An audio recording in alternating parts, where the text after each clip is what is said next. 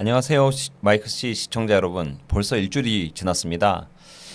아마 이 프로를 일주일에 한 번씩 여러분들을 만날 가능성이 높아진 것 같습니다. 대표님과 협의해서 조만간에 고정 프로로 만들 수 있지 않을까 그렇게 기대해 봅니다. 오늘은 몇 가지 여러분들과 대화를 나누고 싶은 부분이 있습니다. 제일 첫 번째 이슈는 제가 이제 뭐 정치를 오랫동안 남의 선거를 돕기는 했지만 제 자신이 이렇게 앞에 나와서 스피커 역할을 한 지가 없기 때문에 아무래도 똥볼을 찰 수밖에 없었고 이번에 드디어 제가 똥볼을 한번 찼습니다. 제가 그래서 며칠 전에 중도란 무엇인가라는 이념에 대해서 설명을 하면서 우리가 어디까지 갈 수 있느냐를 여러분들과 논의를 해보려고 뛰었더니 역시 똥볼이었습니다. 일단 사과드립니다. 그 부분이 무엇이었냐?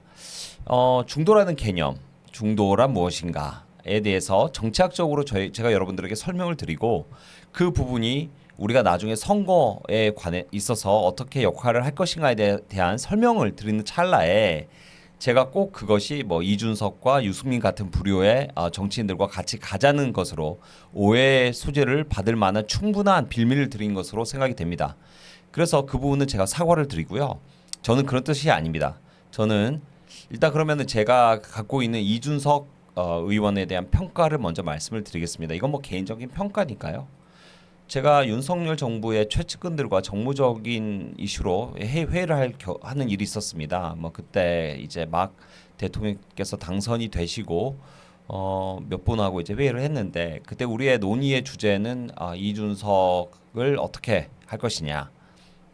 근데 이제 그때 우리가 갖고 있었던 고민이 뭐였냐면 그 시점에 대통령 되시고 난 초기에는 유승민과 전 의원과 이준석 의원 그다음에 홍준표 시장 그때만 해도 홍준표 시장님이 딱 윤석열 쪽에 계신 분으로는 인지가 안 되고 막 그 대선 캠프 때 서로 경쟁을 했던 분이시기 때문에 그 이분들이 모여가지고 대통령을 고립시킬 수 있다. 왜냐하면 정치 지형 자체가 대통령이 당에 있는 인사들과 교류가 많지 않았고 당에 충분한 서포트 그룹이 없었기 때문에 이분들로 인해서 고립이 되면 앞으로 향후에 정치를 하고 돌파하시는데 쉽지 않지 않을까라는 고민이 있었고 그때 찰나에 뭐 그 정무를 담당하시는 분들이시니까 대통령실에 근무하시는 분들은 아니고 완전히 저 외부에서 그냥 대통령을 돕던 분들이고 우리들끼리 이제 전략 회의를 하고 그런 거였는데 그분들하고는 이준석은 빨리 정리를 할 수 있으면 하는 것이 좋겠다라는 의견을 낸 적은 있습니다. 다만 그 방식이 이준석 의원을 뭐 그렇게 고립을 시켜가지고 지도부를 붕괴시키면서 나가게 하는 정도까지는 아니었으나 어쨌든 이준석 의원이라는 분은 눈에 가시 같은 분이었고 우리가 윤석열 정부를 이끌어가는 데 있어서 많은 비협조적인 부분이 있었기 때문에 우리의 아군이 아니고 굉장히 힘들게 하는 분이고 정리를 할 수 있으면 하는 것이 좋다라는 판단을 했었습니다. 그리고 그때도 저는 뭐 외부인이긴 했지만 여러 의견을 드렸고 저의 입장은 그때도 분명히 이준석 의원은 같이 하기 힘들다라는 생각을 했었습니다. 그리고 그 이후 제가 이제 김문수 캠프에서 미래혁신 본부장을 하면서 그때 우리가 김문수 대선 후보가 상당히 한 지지율을 내고 있었으나 이준석 그때 개혁신당이 만약에 도와줬으면 우리가 그래도 해볼만 했는데 끝까지 이준석 대선 후보가 돕질 않았고 우리는 그로 말미암아 약 9%, 약 7% 차이로 대선을 지고 말았습니다. 42%의 지지율 뭐 아쉬웠지만 만약에 이준석 후보가 탈퇴를 하든지 다른 방식으로 그때 도움을 줬다면 우리는 충분히 해볼만 하지 않았을까. 그리고 그 시점이 한 2주 전만 됐으면 이재명 후보를 이길 수 있지도 않았을까 이런 생각을 지금도 합니다. 따라서 그런 아쉬움 그리고 뭐 분노까지는 아니지만 정치적 미숙함에 대한 평가는 제가 갖고 있고 그래서 이준석 의원과 같이 가자던가 뭐 끌어안자던가 이런 생각은 전혀 없습니다. 그거는 제 포지션도 아니고 앞으로도 바뀔 수 있는 생각은 아니라고 판단합니다. 그리고 유승민 의원에 대한 제 평가는 그러니까 보수의 가치는 기본적으로 가치를 갖고 있는 분이긴 하나 배신의 정치라는 걸 했기 때문에 우리가 받아들일 수 없다라는 것을 제가 명확하게 페이스북에 쓴 것인데 이제 이념적인 부분을 설명을 하다 보니까 그 의사가 명확하게 전달이 안 된 부분이 있는 것 같습니다. 그래서 이제 왜 그 이념 정리가 중요했냐면 이제 우리한테 공격을 해오는 부분이 좌파에서 혹은 일부 보수에서 공격을 해오는 부분이 우리 대표님을 포함해서 우리를 극우라고 하지 않습니까? 그러면 제가 이제 개념적으로 극우란 무엇이냐? 극우는 민족 우월주의 그리고 폭력을 정당화하는 것 이렇게 볼 수 있습니다. 정치 역학적으로, 정치 공학적으로 판단을 했을 때 그러면 우리가 민족 우월주의냐? 민족 우월주의 아니지 않습니까? 제가 여러 번 설명을 드렸지만 중국하고 한국의 상호주의, 즉 우리나라 사람들이 중국에서 투표권이 생긴다면 우리도 중국인들에게 혹은 조선족에게 한국의 투표권을 줄 수 있지만 그들이 우리의 투표권을 인정해 주지 않는데 왜 우리가 한국에 머무는 중국인들에게 혹은 조선족에게 투표권을 줘야 되느냐? 적은 숫자가 아닙니다. 수십만 명입니다, 여러분. 그들은 과연 민주당에게 표를 주지 보수당에게 표를 주겠습니까? 당연한 거 아닙니까? 그럼 그 수많은 표가 다 민주당에 가는데 우리가 왜 그들에게 표를 주는 것이 정당하냐는 이야기입니다. 상호주의에 입각해서 말이 안 되지 않습니까? 상호주의를 존중하지 않는 나라가 어느 나라에 있습니까? 그래서 저는 그런 극우에 대한 개념에 대해서도 여러분들에게 설명을 드릴 겸 다만 우리가 비판을 할 때 있어서 정치적인 이념에 있어서 우리가 그건 명확하게 해야 된다. 배신과 이념, 보수란 무엇인가? 유승민 의원은 배신자 프레임, 그러니까 배신자가 맞습니다.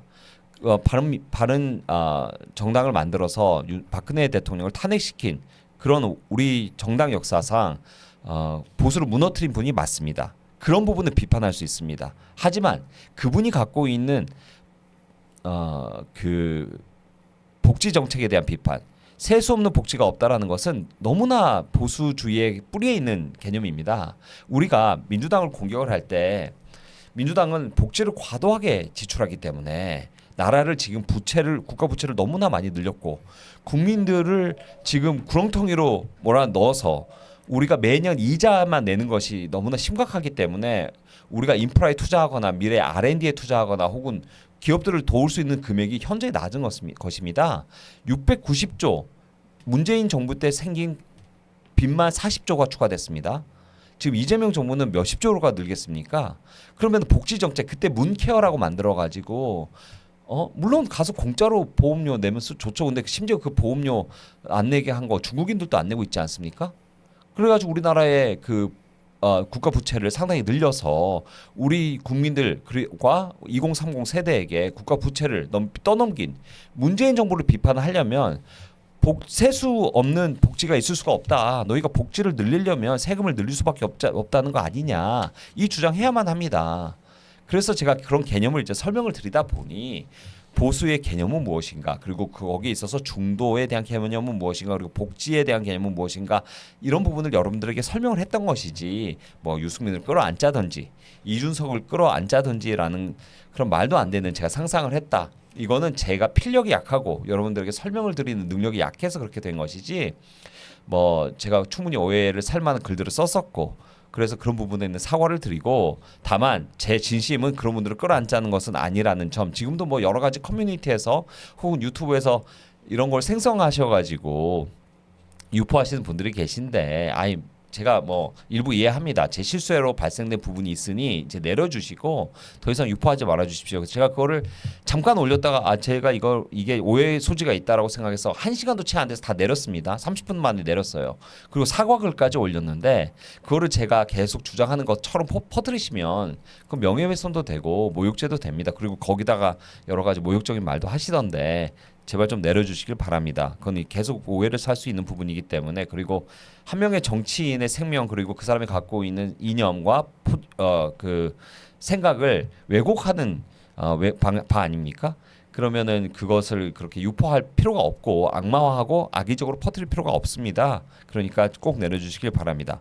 그러면 일단 제가 이준석 의원과 유승민 의원을 비판한 부분에 대해서는 명확하게 의사 전달이 됐다고 생각을 하고, 혹시 그 부분에 있어서 궁금한 점이 있으시면 추가로 있으시면 언제든지 제 페이스북에 와서 뭐 질문을 해주시고요. 저는 충분히 소통을 하고 여러분과 이야기를 하려고 합니다. 다만 저는 그런 게 있어요. 제 페이스북에 와서 뭐 논리적인 비판은 얼마든지 제가 대응할 수가 있는데 거기에 오셔가지고 그냥 감정적으로 그냥 배설하듯이 말씀을 하시면 제가 그걸 대응을 못 하잖아요. 그럼 그걸 읽는 분들이 또 가슴 아파하시니까 그리고 내가 내리는 부분이 있습니다. 그러니까 오해하지 마시고 그 논리적으로 비판을 하시면 논리적인 비판에 대해서는 제가 할 수 있는 한 댓글을 달아드려요. 가능한 범위 내에서 또 너무 많다 보니까 다 할 수는 없는데 특히 새벽에 쓰시면 제가 댓글 많이 답니다. 일찍 일어나서 여러분들과 소통하는 시간이 주로 새벽이고 제가 새벽 한 3시부터 글을 쓰는데 그래서 3시쯤 들어오셔서 왜 지금 이런 말을 하고 있느냐 혹은 내가 아무리 생각해도 그때 이런 표현은 뭐 이준석을 안고 가자는 표현 같은데 왜 그런 표현을 쓰셨냐 이러면 또 답변 드릴게요. 그런데 제가 뭐 이렇게 막 10시, 9시만 돼도 이제 막 일이 바빠져 가지고요. 그때는 제가 댓글을 잘 못 답니다. 그러니까 저하고 소통하고 싶으시면 새벽 3시에 일어나셔야 되는데 그 부분은 좀 죄송하지만 그때쯤 일어나 소통하시면 아마 이미 좀 아시는 분은 아실 거예요. 제가 그때 댓글 다는 거를. 그때 다시면 저하고 소통이 많이 가능합니다. 또 늦게 주무시는 분 계시니까 일부러 3시까지 안 주무시고 계시다가 또 주무시면 되기도 한다고 생각합니다. 그러면 저희가 오늘 좀 나눠볼 주제들이 몇 가지가 있어요. 물론 여러분들은 정점식 원내대표의 그런 말도 안 되는 행동에 대해서 제가 비판을 해주기를 원하시겠지만 제가 생각할 때는 비판받아 마땅하지만 이게 문제가 뭐냐면 공격을 한다고 해서 원내대표가 바뀔 것이냐 이런 이슈가 있는 거예요. 공격 당연히 받아야죠. 당원들이 근데 공격하는 거하고 그 장동혁 대표의 측근으로 알려진 제가 공격하는 거에 있어서는 이 여파가 좀 다릅니다. 그래서 정점식 원내대표가 바뀔 가능성이 저는 거의 없다고 보거든요. 그래서 대표님과 같이 호흡을 맞춰서 어차피 이 국면을 돌파해서 여러분들에게 야당 주도 특검이라는 당연히 우리가 받아야 될 그 목표를 향해서 같이 뛰어야 될 수밖에 없어요. 물론 이제 발을 잡고 있긴 하지만 그러나 우리가 열심히 하면 갈 수 있습니다. 그리고 이게 3대 3으로 됐다는 거의 의미, 즉 3명이 민주당이 하고 민주 말살당인 3명을 하고 3명을 우리가 추천을 해서 3대 3이 됐다는 건 거의 다 온 거예요. 저는 95% 왔다고 봅니다. 그래서 오늘 제가 페이스북에도 썼지만 95% 왔기 때문에 조금만 더 하면 돼요. 올공에 힘이 줄지 않고 정청래의 지지율이 유지가 돼서 이재명이라는 사람은 칼을 쓸 거고 정청래를 향해서 이제 정청래의 반격은 특검을 받는 것이 될 겁니다. 그래서 저는 오늘 페이스북에 썼습니다. 이건 다 왔다 우리가 조금만 더 하면 7월 내로 야당 주도 특검 갈 수 있다. 그러니 여러분 우리 이제 드디어 궁금한 진실을 파헤칠 시간이 눈앞에 다가왔습니다. 그냥 포기하지 마시고 올공에 나와 주시고 조금만 더 버티시면 우리 대표님 도와주시면 우리가 여러분들과 함께 진실의 상자 열어가지고 한번 저 안에 있는 게 무엇인지 밝혀낼 수 있고 제가 여러분의 기대에 부응하지 못하고 정점식 원내대표를 막 때리지 못해서 미안합니다만은 제 입장에서는 대표님의 또 보호해야 되기 때문에 제가 막 너무 사냥개처럼 들러들어가고 물면 정점식 원내대표님이 이제 너무 기분이 나빠가지고 야 이제 대표님 일 안 해 이렇게 되는 순간 우리가 이게 오히려 대우가 흐트러져요. 그러니까 많이 실망하시고 힘드시고 그러겠지만 당원분들이 좀 더 싸워주시고 저는 지금은 일부 후퇴해서 대표님과 같이 정점식 원내대표가 일할 수 있는 공간 열어드리고 그 공간을 통해서 야당 주도 특검 분명히 관찰해서 여러분들에게 진실을 알려드리는데 집중하도록 하겠습니다. 그러니 너무 실망하지 마시고 왜 주현철 뭐 이제 공격력 떨어진 거 아니야? 뭐 한 발 이제는 공격도 안 하네 안 무네 이러면 저는 저 몸이 하나거든요. 그 모든 사람들하고 싸울 수 없어요. 친한 게 전부랑 싸우고 뭐 저기 우리 권영세 의원님도 제가 공격하고 뭐 이러면 제 이미지가 어떻게 되냐면 모든 것에 난사하는 사람, 여기저기 다 물어뜯는 사람, 사냥개, 얘네 미친 개가 돼가거든요. 그런 이미지를 가지면 정치 못합니다. 그 순간 사실 정치인으로는 이제 끝나니까 여러분들이 깊은 양해와 이해 부탁드리고요.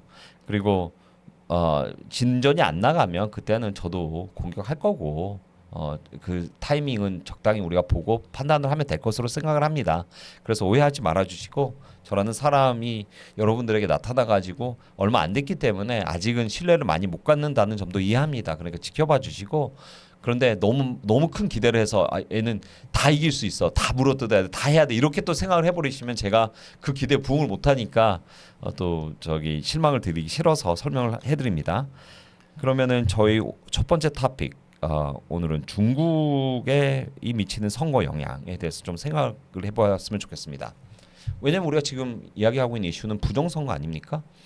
부정선거라는 것은 용지 부족도 있지만 중국이 해킹을 하거나 혹은 우리나라 선거에 개입했을 가능성에 대해서 생각을 안 해볼 수가 없어요. 이는 왜 중요하냐면 특검의 범위를 어디까지 가져갈 것이냐. 대표님도 어제 올공에 나와서 말씀하지 않으셨습니까? 사이버 해킹 가능성? 사이버 해킹 가능성이 국내에 있는 세력들이 할 수도 있지만 중국이 개입 안 했다고 우리가 단정할 수 있습니까? 미국은 국토부 차관이 발표를 했어요. 지금 아마 영상이 띄워진 것 같은데 국토부 차관은 몇 가지 신기한 것들을 발표를 했습니다. 미국 선거에서 이번에 있었던 미국 선거에서 4개 주만 검토한 거예요. 보수당이 협조를 해가지고 보수 지역구 이 미국은 50개 주지 않습니까? 거기에 4개 주 4개 주의 협조를 받아서 4개 주만 봤는데 몇 가지 재밌는 사실은 일단 해킹 공격이 있었어요. 이란이 해킹 공격을 했습니다. 조작을 하려고. 그러면 한국은 해킹 공격이 미국이 당하는데 미국이 IT 선진국 아닙니까? 우리나라보다 지금 IT가 못하나요? 구글 세계적인 기업 아닙니까? 구글이 네이버보다 작나요? 몇십 배죠. 그런데 AI도 지금 거의 세계 1등이지 않습니까? 주도하고 있고 마이크로소프트 이런 아주 거의 완벽한 시스템을 갖고 있는 미국조차 이란의 공격을 받아서 자기들이 그 침해에 대한 사실을 이번에 조사를 결과로 파악을 한 겁니다. 그런데 한국은 오죽하겠습니까? 그리고 거기에는 중국도 있을 가능성이 있죠. 자, 그럼 또 한번 봅시다. 또 무슨 일이 발견됐냐? 죽은 사람 25만 명이 투표권자로 나온 거예요. 아니 죽은 사람이 어떻게 투표를 해? 조사를 해봤더니 미국에서 죽은 사람이 25만 명이 투표를 한 것으로 나온 거예요. 죽은 사람이 등록을 하고 투표를 했다니까요. 미국에서. 그것도 4개 주만 봤는데 25만 명이 그 수가 무려. 그리고 비용주권자가 40만 명이가 투표를 했어요. 그 도합 65만 명이 미국에서 4개 주에서만 투표를 했어. 그러면 그 10배. 예를 들어 미국 전체를 보면 그 비율로 봤을 때 650만 명이 미국에서 죽은 사람 혹은 비투표권자가 투표를 한 거예요. 그러면 한국은 이상한 점들이 많잖아요, 지금. 저기 뭐 어디에서는 쌍둥이 투표율 나오고 그다음에 뭐 어디서는 어느 지역에는 투표권자보다 더 많은 사람들이 투표를 해서 이게 뭐 무슨 일이냐 도대체 여기도 뭐 애들이 갑자기 뭐 어제 많이 태어난 거냐 등록 안 하고 걔는 투표권도 없잖아 얘가 태어나도 근데 말이 안 되는 사건들이 일어난단 말이죠. 그러면 우리 이거 특검 범위에 넣어야 돼요. 그렇죠. 그래서 특검 범위에 넣어가지고 우리가 확인을 해봐야 됩니다. 도대체 한국에 무슨 일이 일어나고 있는가? 왜 이런 말도 안 되는 확률적으로 말도 안 되는 일들이 벌어지고 있는가? 대한민국은 누구의 소행으로 이상한 일들이 벌어지고 있는지 부정선거에 대한 가능성이 너무 높기 때문에 투표 용지에 국한하지 말고 사이버 공격 그리고 또 하나는 투표함이 중국에서 제작되었다는 거 아닙니까? 아니 대한민국의 그 중요한 선거 제도에 필요한 요소들 뭐 예를 들어 투표 하는 기기는 어디 뭐 남미 국가 베네수엘라에서 만들었다 그러지. 투표함은 중국에서 만들지. 그것도 하필이면 다 자유민주주의 국가가 아니야. 공산주의나 독재주의나 이런 이상한 나라들에게 의뢰를 해서 만든 거 너무 이상하지 않으세요? 아니 영국에서 제작하고 미국에서 제작했으면 누가 뭐라 그래 그거를? 호주에서 제작하던가? 그런데 이 타 독재 국가 혹은 선거 제도가 없거나 민주주의가 훼손되는 국가들을 다 제작을 시키고 의뢰를 해서 대한민국의 선거에 필요한 중요한 그 자원들을 다 만들었다? 이거 우리 들춰봐야 됩니다. 도대체 누가 결정을 했고 왜 그곳에 계속 지속적으로 상자 용지를 쓰고 있으며 이러는지 그렇다고 예산을 적게 주는 기구가 아니지 않습니까? 맨날 똑같은 곳에서 자기들이 먼 데 있는 저 투표용지 만드는 제작소에 가가지고 그랬다는 것이죠. 그러니까 우리는 생각을 해봐야 됩니다. 이게 도대체 대한민국의 선거제도 이대로 방치해도 됩니까? 특검을 해가지고 알아봐야 되겠죠. 그래서 우리 특검의 범위는 우리가 관찰해야 될 범위는 단순히 용지 부족이 아닙니다. 사이버 공격 플러스 투표함 제작 과정, 그 다음에 투표 기기 제작 볼리비아에 있는 이런 걸 다 포함해서 봐야죠. 그래서 대표님이 정점식 원내대표가 받아들인 그 특검의 범위를 받아들일 수 없다. 명확하게 말씀하시고 한 건 아주 잘했다고 저는 생각합니다. 그리고 우리는 그런 범위를 확대를 해서 해외 국가들이 사이버 공격을 통한 한국의 헌법 유린, 참정권 훼손까지 범위를 넣어야 된다. 이렇게 말씀을 드릴 수가 있겠습니다. 근데 비단 이것이 미국의 문제만이 아니고 호주나 타 국가들, 캐나다도 중국의 선거 개입이 있었다는 점, 그리고 캐나다와 호주에서도 자기들이 조사를 다 해서 우리나라 특검같이 조사를 해서 보고를 발표했다는 점 여러분께 말씀드립니다. 지금 이렇게 선거제도에 문제가 있는 곳이 여러 군데 있는데 자유민주주의 국가에 이를 등한시하고 조사하지 않는 국가 대한민국이 유일합니다. 이대로 방치해야 되겠습니까, 여러분? 대한민국은 자유민주주의 국가입니까? 그 의혹을 제시한 지가 지금 얼마나 오래됐습니까? 정치인들 도대체 뭐 하는 겁니까, 이게? 민주당은 그럴 의도라도 있는 거 내가 알겠어요. 근데 우리 당은, 국민의힘은 지금이라도 정신 차리고 제대로 싸워서 관찰해야 되지 않겠습니까? 그래서 정점식 원내대표님께 부탁드립니다. 제발 우리 대표님하고 같이 힘을 합쳐서 관찰해 주십시오. 원내대표님이 되셨고 우리는 원내대표님을 물러나라 말라 할 수 있는 지금은 힘이 없기 때문에 계속 직을 유지하시고 열심히 싸워주시길 부탁드립니다. 그러면 이제 다음 이슈로 넘어가겠습니다. 한국의 정치 상황, 뉴 이재명, 재건축 조합장 김종인, 그리고 유시민의 공격. 야, 유시민 공격 세게 했습니다. 뉴 이재명의 수장 이재명. 뉴 이재명 수장 근데 당연히 이재명 아닌가요? 어쨌든 근데 뭐 새로운 이슈를 말하는 것처럼 이야기하면서 오늘 이야기를 했던데, 근데 그 무슨 단어를 쓴 것보다 그 사람의 표정이 굉장히 표독스러웠어요. 이거는 내가 진실을 밝힌다 이러면서 했는데, 민주당의 전쟁 드디어 제가 여러분께 말씀드린 대로 정청래가 오늘 KSOI 조사에서 25% 달성했습니다. 김민석이 21%, 송영길이 15%, 고민정이 3% 이렇게 나왔어요. 근데 그러면은 여러분들 그렇게 질문하실 수 있을 거예요. 제가 뭐 정청래 이긴다고 예측을 했지만, 아니 송영길하고 김민석 합치면 이기는 거 아니야? 둘이 같은 편인데 13%, 21% 더하면은 34% 정도 되죠. 그러면은 정청래 25%보다 높으니까. 근데 여러분, 송영길 표 100% 김민석에게 안 갑니다. 6대 4의 비율로 40% 정청래에게 갑니다. 고민정 표는 정청래 표입니다. 그러니까 아주 지금 비슷한 거의 한 51대 49의 싸움을 하고 있어요. 그런데 왜 내가 정청래가 될 거라고 여러분께 말씀을 드리냐?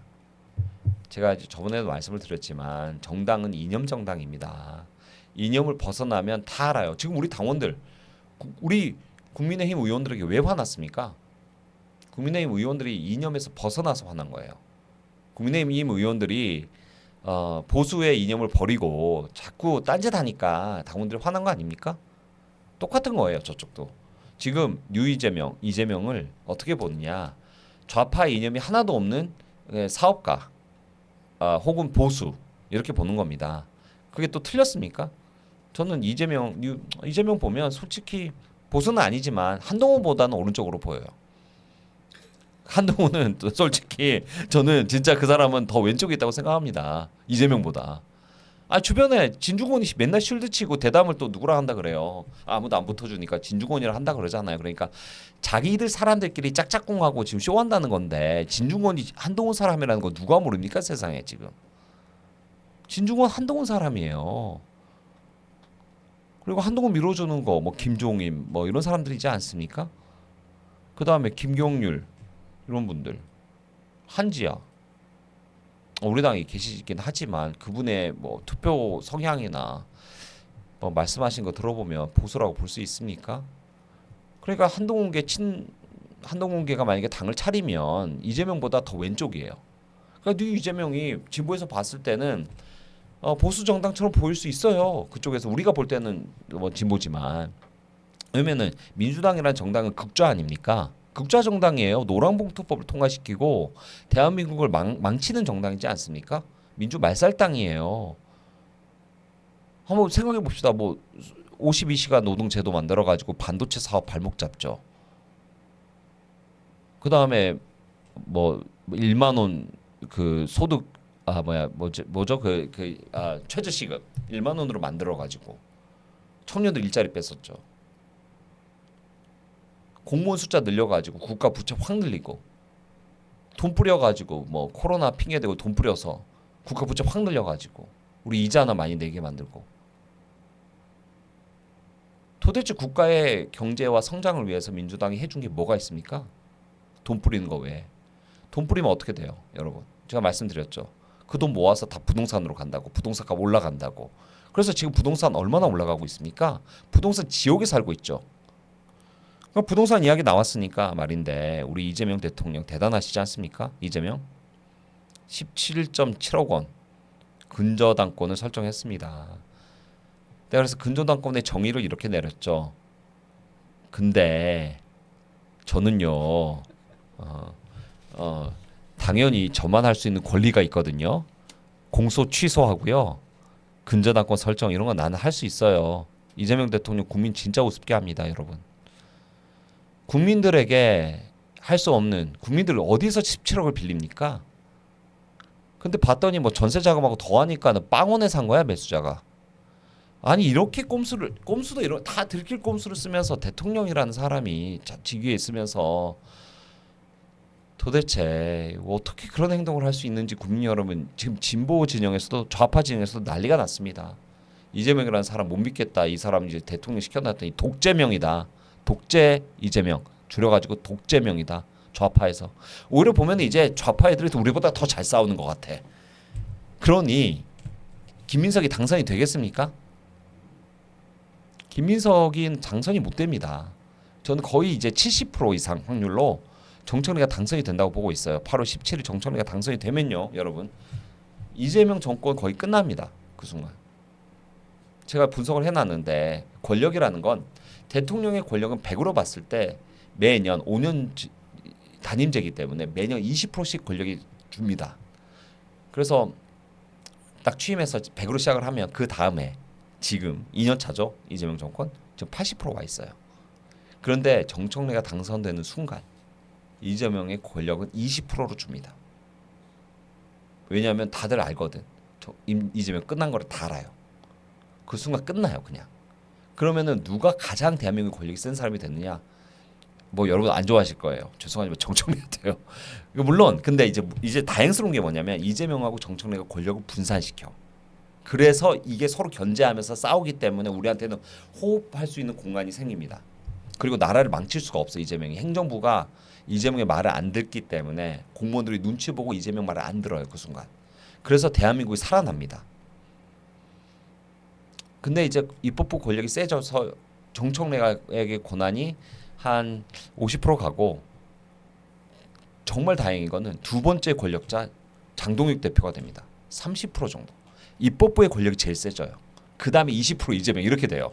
그러니까 모든 권력이 입법부로 옵니다. 왜냐면은 아니 총선으로 이제 가고 이재명은 눈치 보고 그 이재명이 있는 동안은 좀 잘 먹을 부스러기가 있겠지만 새로운 비전과 어젠다 밀어붙일 수가 없어요. 민주당이 안 도와주면.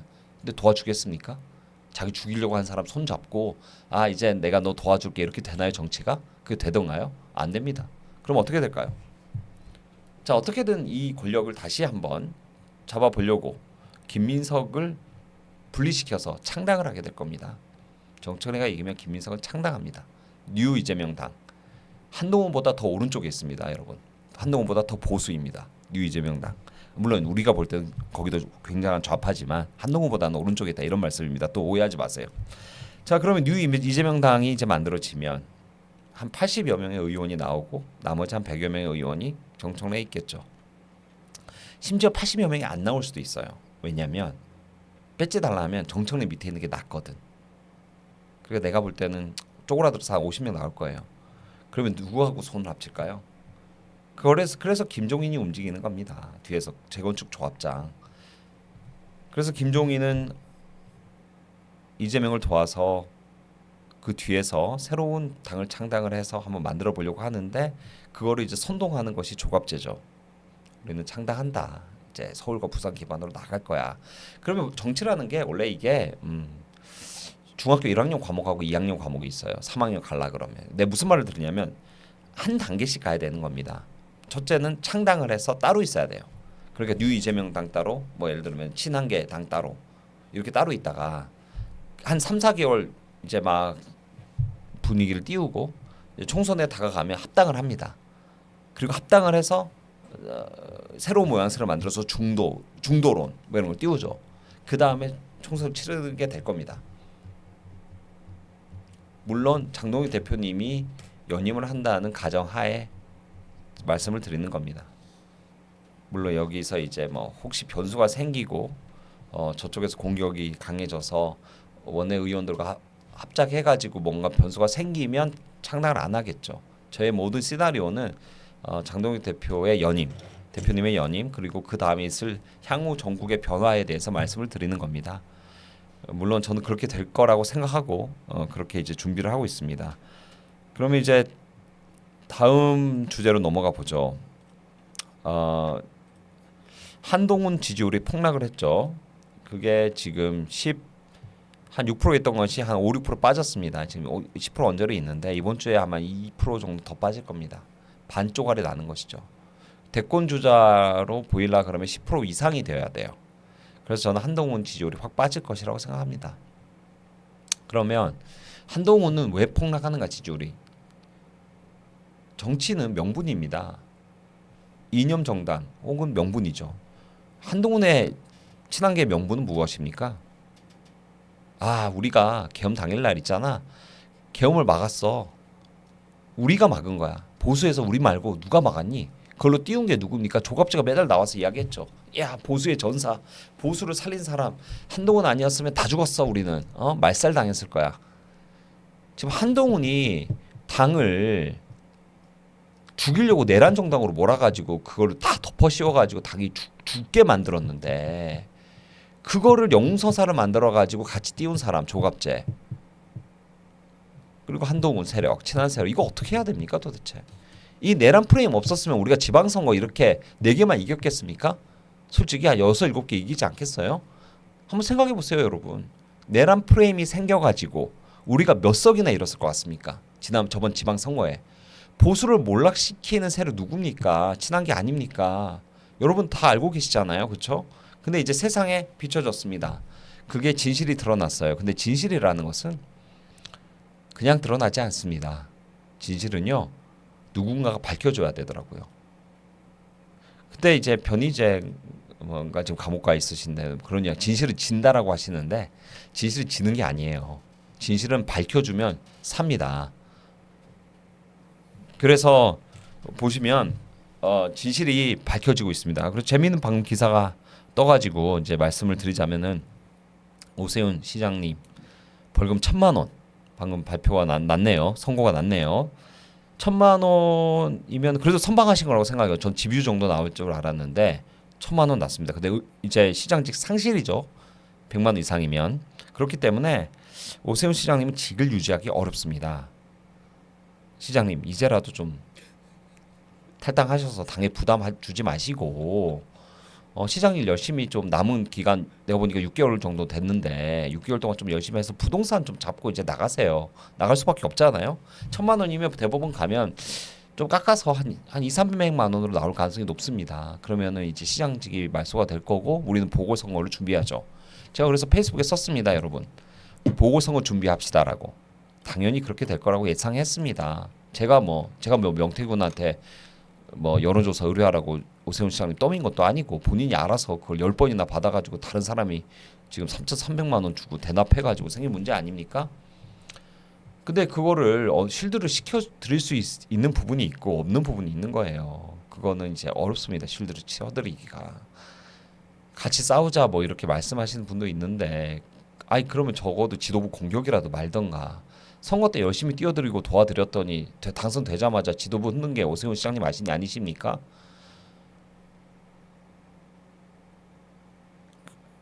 아니 우리가 서울시장을 만약에 더 괜찮은 후보 내가 생각할 때는 오세훈 시장님 아니었어도 웬만한 후보 냈으면 정원은 이겼어요. 솔직히 저는 오세훈 시장님 말고 다른 후보를 사실 냈어야 된다고 생각합니다. 저번 선거 때.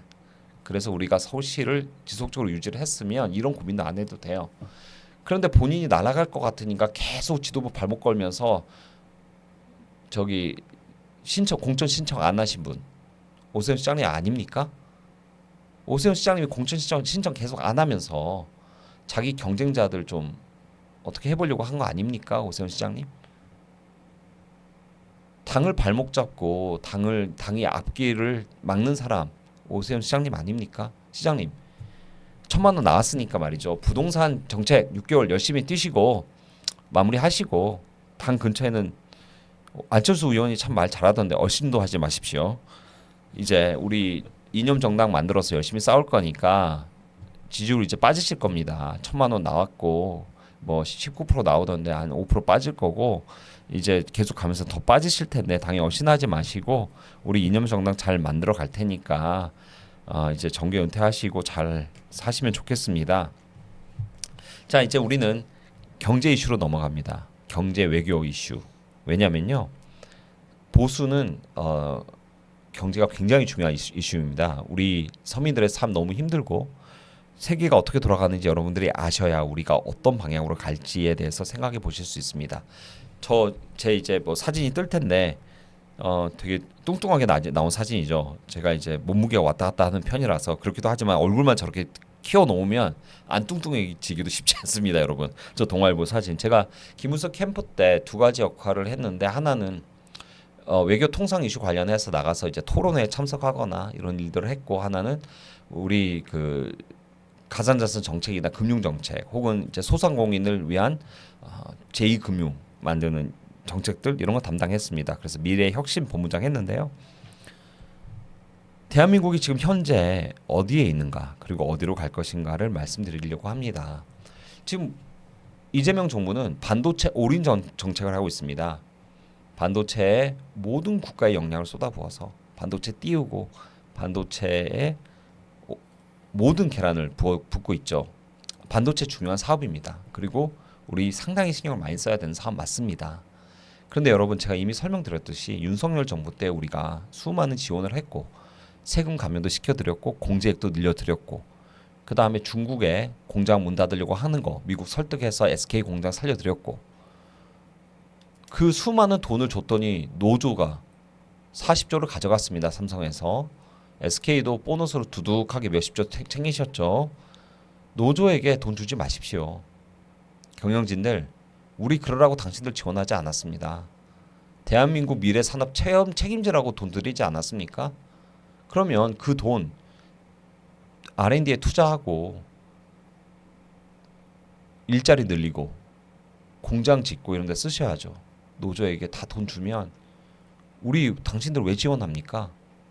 첫째가 그 이슈가 있습니다. 우리는 삼성과 SK에 돈을 지원해 드린 거, 세금 감면해 드린 거, 그리고 SK 공장 문 닫지 말라는 거 이런 거 다 일자리 늘리고 대한민국의 생산적인 일 하시라고 지원해 드린 겁니다. 그 수십조의 돈들 그 노조에게 퍼주라고 준 돈 아닙니다. 그러니 다시 회수하시던지 아니면 지원해 드린 돈 뱉어내십시오. 그거 그렇게 쓰면 안 됩니다. 한번 고민해 보시기 바랍니다. 그리고 그러면은 우리가 올인하지 않을 것이면은 어떻게 돈을 벌 것이냐 이런 부분에 대해서 제가 여러분께 설명을 드릴 부분이 있어요. 대한민국은 명실공히 문화 경쟁 대국이 됐습니다. 무슨 말이냐? BTS가 세계를 누비고 블랙핑크가 세계인 모두가 알고 한국 영화가 오징어 게임이 세계 수억 명이 보고 뭐 이런 세상이 온 거예요. 명실공히 문화 강국. 이 정치 외교학을 공부하다 보면 문화 강국으로 세계를 제패한 나라 어디 있습니까? 프랑스 파리가 있습니다. 그 나라는요 패션으로 먹고 살아요. 루이비통, 에르메스 등등. 이게 작은 사업이 아닙니다. 문화 강국은요 그 자체로 삼성만큼의 회사를 만들 수가 있어요. 에르메스 갖고 있는 회장님 전 세계 부호 5등 안에 들어갑니다. 삼성 이건희 회장님 이재용 회장보다 훨씬 부자예요. 그래서 우리는 전략을 생각해 봐야 됩니다. 문화 영토 강국 수출 대국.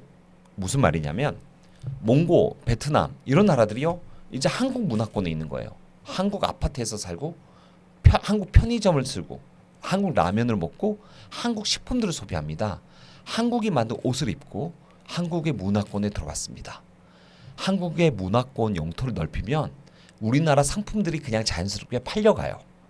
즉 아시아의 파리, 아시아의 프랑스가 되는 게 우리의 전략이 돼야 됩니다. 몽고가 한국화가 되고 베트남이 한국화가 되고 캄보디아가 한국화가 되고 태국이 한국화가 되면 한국에 있는 수많은 식자재들 만드는 그 상품들이 소비가 다 돼요. 그냥 자연스럽게. 농심 라면이요. 계속 더 팔려요. 지금 이미 많이 팔리고 있지만 지금도 2배, 3배 팔릴 수 있어요. 그런 것들을 무시하면 안 됩니다. 한국 식품들 사 먹는 거 매일 소비하는 거잖아요. 그리고 아파트, 건설 회사들 한국에만 건설하는 게 아니라 다른 나라에 가서 아파트 짓고 시행하고 돈 벌면 그 돈 벌어서 한국에 들어옵니다.